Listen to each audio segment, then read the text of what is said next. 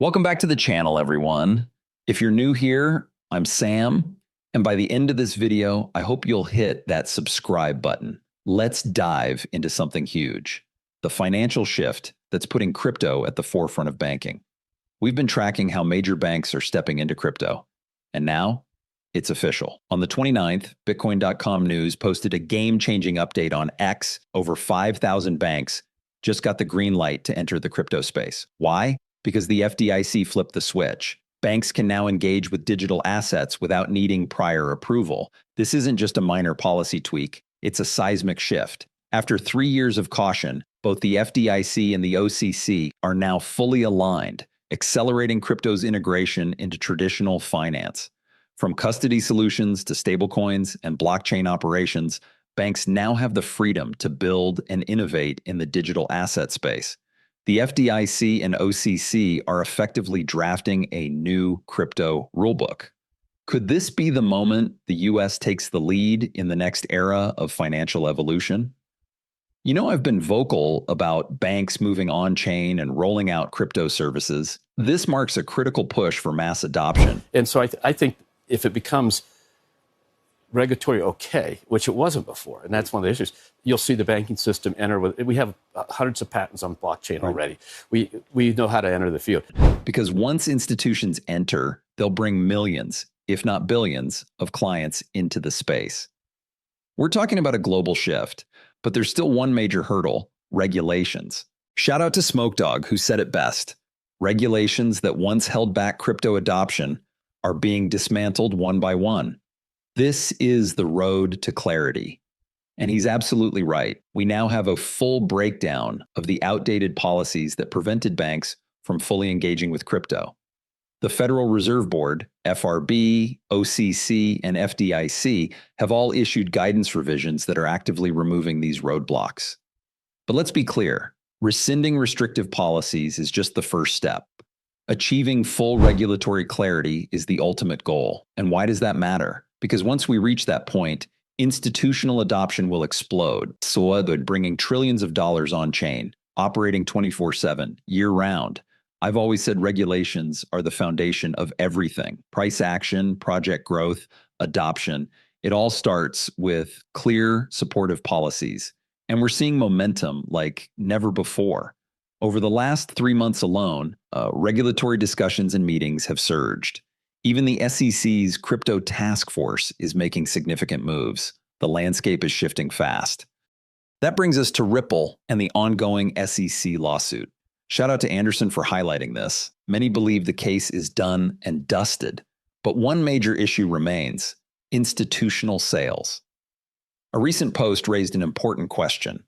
What's next for Ripple and Bank of America? It's pretty clear there's going to be a stable coin, which is going to be a fully dollar-backed, type of thing, which is no different than a money market fund with check access, is no different than a bank account, really. And so, if they make that legal, we'll go into that business. So you'll have a Bank of America coin and a U.S. dollar deposit, and we'll be able to move them back and forth because now it hasn't been legal for us to do it, but it's just then like another foreign currency. The question of what it's useful for is going to be interesting.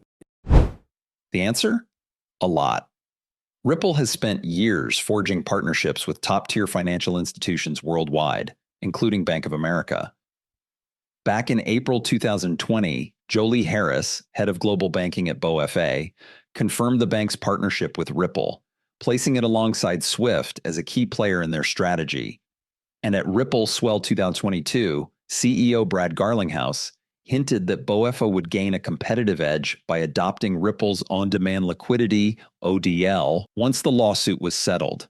Bank of America has been preparing for this for years, and now that regulatory obstacles are clearing, they're poised to make big moves in the crypto space.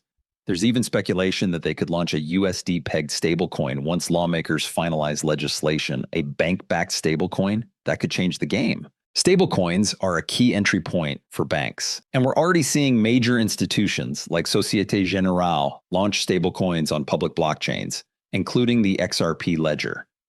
This isn't speculation, it's happening now. Why are banks increasingly drawn to networks like XRP? It's simple. Contrary to the belief that banks fear crypto, What they actually fear is big tech taking over finance. That's the real competition. Chris Larsen, Ripple's co-founder, said it back in 2017. If banks don't adapt, big tech will outpace them. And he was right. Facebook launched Libra, later renamed DM, in 2019, aiming to disrupt global payments. While regulations ultimately blocked Libra, the lesson remains. Once the regulatory framework is in place, major players will move fast. Think about it. Facebook has over 3 billion users. If they integrated a global payments system, no bank could compete.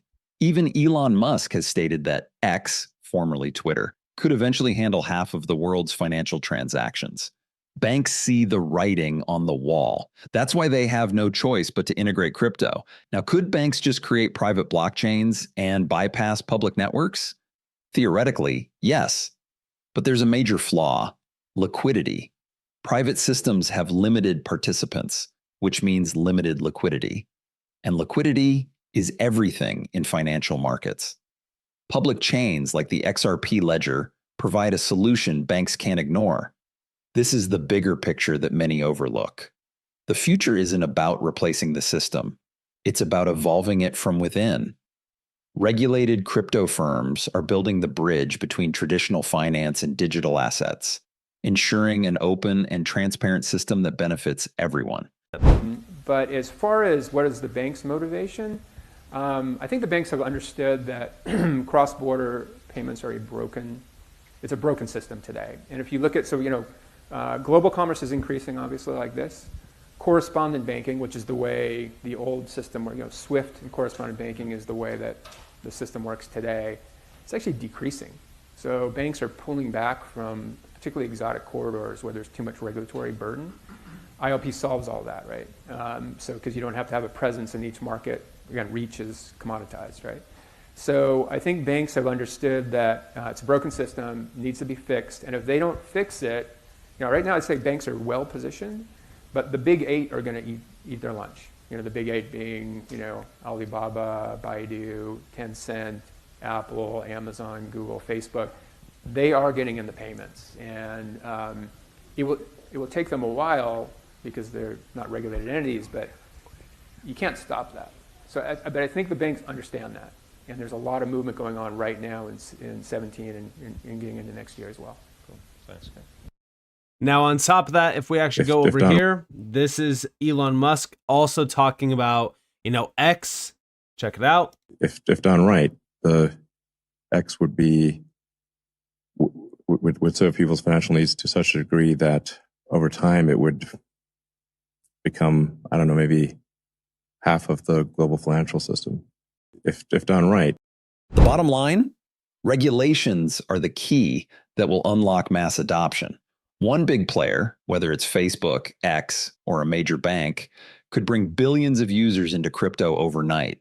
And institutions like Ripple, which have been laying the groundwork for years, are positioned to lead this next wave. This is no longer about hype or speculation.